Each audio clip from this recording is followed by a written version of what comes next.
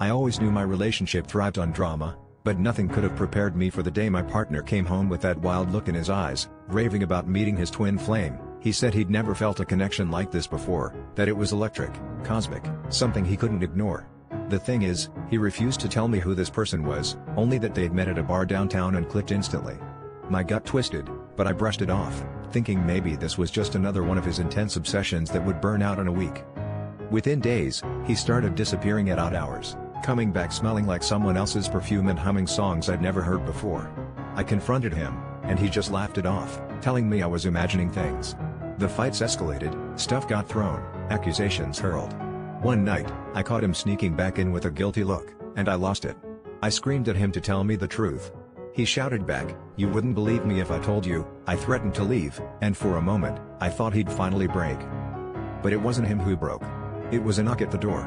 I opened it and there she was, my estranged sibling, the one who'd vanished from my life years ago after our family exploded. She looked at me with tears in her eyes, holding a toddler I'd never seen before. My partner's face went white as a sheet.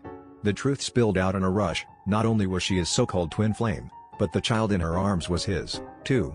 Apparently, their secret had started months ago, long before he began talking about fate and destiny. Standing in that doorway, I felt my entire world disintegrate. I'd spent years trying to forget my sibling's betrayal, only to find out she'd been sneaking around with the one person I trusted most, building a secret family behind my back. I wanted to scream, to hit something, to erase both of them from my memory. But the worst part was the realization that I'd spent so long running from my past, only for it to collide with my present in the ugliest possible way. Now I have to decide if cutting them both out for good will finally set me free, or if I'm just destined to repeat the same cycle of betrayal all over again.